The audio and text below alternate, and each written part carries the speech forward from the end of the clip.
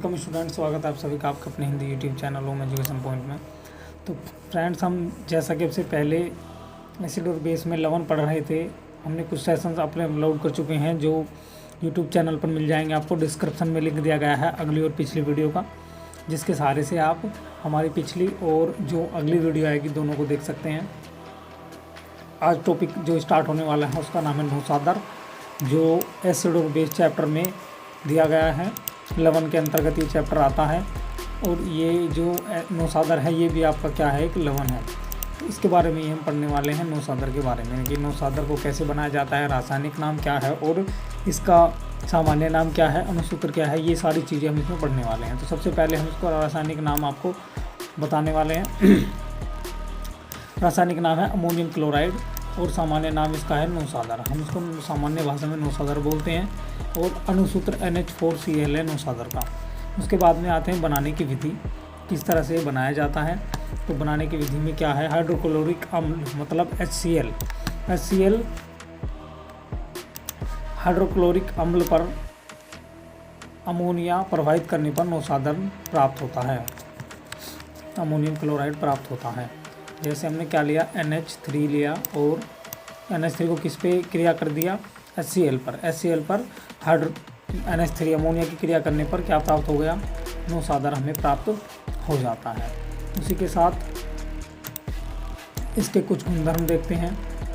जैसे कि सबसे पहले गुणधर्म में दिया गया है, यह एक सफ़ेद रंग का क्रिस्टलीय ठोस पदार्थ है जो जल में घुल जाता है, मतलब जल में विलय हो जाता है। उसके बाद में ऊष्मा का प्रभाव, अगर हम इसे ऊष्मा दें तो ये क्या होगा, गर्म करने पर ये क्या होता है, तो गर्म करने पर इसका ऊर्ध्वपातन हो जाता है और यह अमोनिया NH3 और हाइड्रोजन क्लोराइड में टूट जाता है। जैसे ही आप गर्म करेंगे अमोनियम क्लोराइड को, NH3 को, नौसादर को, तो क्या होगा, उसका ऊर्ध्वपातन होगा। मतलब कहने का ये है, वह द्रव रूप में नहीं आकर के सीधे गैस अवस्था में बदल जाएगा, जिसको हम क्या कहते हैं, ऊर्ध्वपातन कहते हैं। तो नौसादर का क्या होगा, गर्म करने पर ऊर्ध्वपातन हो जाएगा, सीधे वो गैस अवस्था में बदल जाएगा। और कौन कौन सी गैस प्राप्त होंगी, एक तो NH3 और एक HCl, ये हमें प्राप्त होने वाला है। उसके बाद में क्षारकों से क्रिया, किस तरह से ये चीज़ क्षारक से क्रिया करेगी। कास्टिक सोडा व नौसादर क्रिया करने पर सोडियम क्लोराइड, लवण व अमोनिया गैस बनाते हैं। अगर आप इसकी NH4Cl की क्रिया क्षार से कराओगे, मतलब NaOH से कराओगे, तो एक तो NaCl बन जाएगा आपका लवण, फिर बन जाएगा जल, ये भाप बनकर उड़ जाएगा कुछ मात्रा में, और यहाँ बन जाएगा NH3 अमोनिया, ये गैस बन करके उड़ जाएगी। तो ये सारी चीज़ें कब बनती हैं, जब अमोनियम क्लोराइड की हम क्षार से क्रिया कराते हैं। उसके बाद में लिथार्ज से क्रिया, PbO से क्रिया, लिथार्ज को PbO बोलते हैं। तो PbO से क्रिया करने पर क्या होता है, उसके बाद में लिथार्ज आता है, लिथार्ज PbO, नौसादर NH4 तथा लिथार्ज की क्रिया कराने पर अमोनिया प्राप्त होती है, अमोनिया NH3 गैस प्राप्त होती है। तो जैसे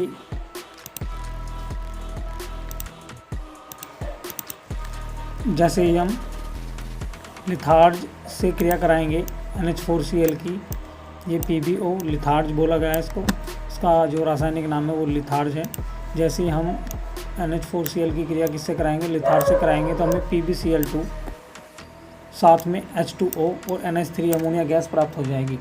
उसके बाद में जल्दी से हम क्या देखते हैं, उपयोग देखते हैं, क्योंकि अब उपयोग का समय आ चुका है, क्योंकि गुणधर्म और बनाने की विधि, सामान्य नाम, सारी चीज़ें हम देख चुके हैं। उपयोग में क्या है, प्रयोगशाला में अभिकर्मक के रूप में प्रयोग किया जाता है। उसके बाद में शुष्क चाल बनाने में प्रयोग किया जाता है। बर्तनों की कलाई व टाँका लगाने में प्रयोग किया जाता है नौसादर का। कैलिको छपाई में प्रयोग किया जाता है। अमोनिया औषधियों तथा उर्वरक निर्माण में इसका प्रयोग किया जाता है। जो उर्वरक बनते हैं हमारे, उन्हों के निर्माण में भी इसका प्रयोग किया जाता है और कुछ औषधियों में भी प्रयोग किया जाता है। जनरली ये किराना स्टोर पर नौसादर आपको मिल जाएगा। सफ़ेद रंग का एक पाउडर की तरह क्रिस्टलीय पदार्थ होता है।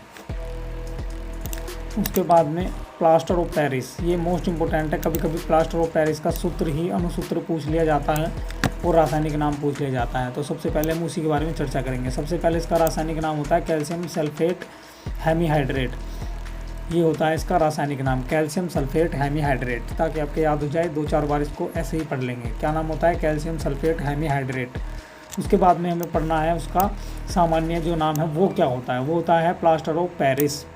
उसके बाद में आता है अणुसूत्र। क्या होता है अणुसूत्र देखते हैं। अणुसूत्र है CaSO4 × 2H2O, मतलब CaSO4 का ट्वाइस × 2H2O, ये इसका होता है अणुसूत्र। उसके बाद में बनाने की विधि, किस तरह से आप इसको बनाएंगे उसके बारे में हम जिक्र करते हैं।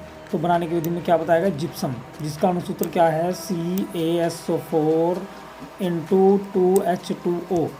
इसको यदि 373 डिग्री सेल्सियस पर गर्म करने पर क्या बन जाएगा, ऑटोमेटिकली आपका प्लास्टर ऑफ पेरिस बन जाएगा। मतलब कहने का कैल्शियम सल्फेट हेमीहाइड्रेट आपका तैयार हो जाएगा।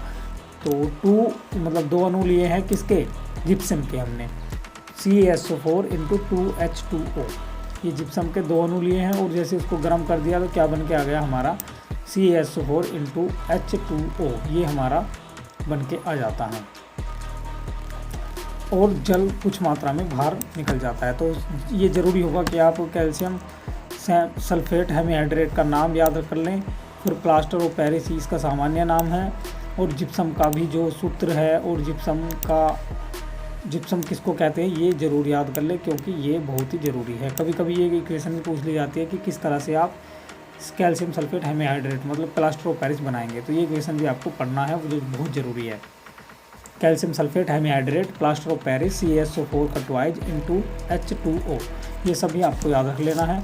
और इसको गर्म करते हैं जैसे ही जिप्सम को, तुरंत आपका क्या बन जाता है, प्लास्टर ऑफ पेरिस बन जाता है। उसके बाद में देखते हैं इस चैप्टर में और कुछ बचा है क्या। हाँ जी, अभी तो काफ़ी चीज़ें बची हुई हैं। गुणधर्म देखते हैं, गुणधर्म में क्या क्या दिया गया है।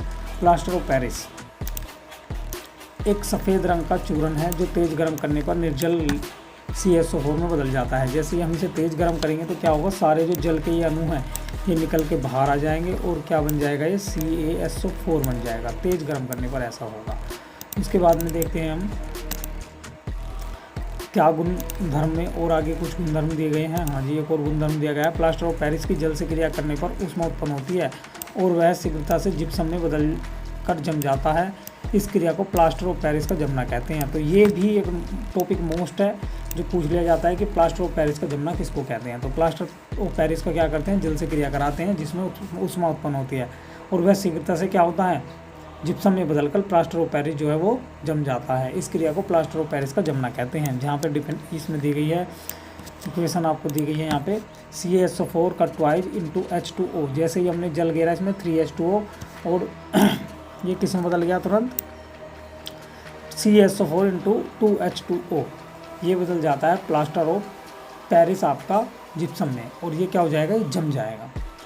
तो इसको कहते हैं प्लास्टर ऑफ पेरिस का जमना। तो ये चीज़ आपको बिल्कुल अच्छे से याद कर लेनी है और ये इक्वेशन भी और ये डेफिनेशन भी जो यहाँ पे पॉइंट दिया गया है। उसके बाद में हम इसके उपयोग पढ़ेंगे कुछ, जैसे कि सबसे पहला उपयोग है शल्य चिकित्सा में प्लास्टर करने के लिए। प्लास्टर जो होता है वो प्लास्टर जो होता है वो इसी का होता है, प्लास्टर ऑफ पेरिस का। जब भी तो इसका नाम इस तरह का है प्लास्टर ऑफ पेरिस, आपने ऊपर देखा है इसका नाम ही है प्लास्टर ऑफ पेरिस, तो प्लास्टर इसी का होता होगा, सीधी सी बात है। तो प्लास्टर ऑफ पेरिस कहाँ यूज़ होता है, शल्य चिकित्साओं में प्लास्टर करने के लिए यूज़ किया जाता है। उसके बाद में कुछ सांचे और मॉडल तैयार करने में किया जाता है, कुछ मूर्तियाँ और खिलौने बनाने में भी किया जाता है प्लास्टर ऑफ पेरिस का प्रयोग। ठीक है, ये समझ में आ गया होगा, मुझे पूरी उम्मीद है। अब ये चैप्टर आपका पूरे अच्छी तरह से ख़त्म हो चुका है। मैं आशा करता हूँ कि हमारा ये जो जितने भी सेशन इस वीडियो में इस चैप्टर में चले हैं वो सभी आपको पसंद आए होंगे। इसलिए हमारे इस चैनल को सब्सक्राइब करें, क्योंकि नई नई अपडेट केमिस्ट्री की इस चैनल पर आपको लगातार मिलती रहें।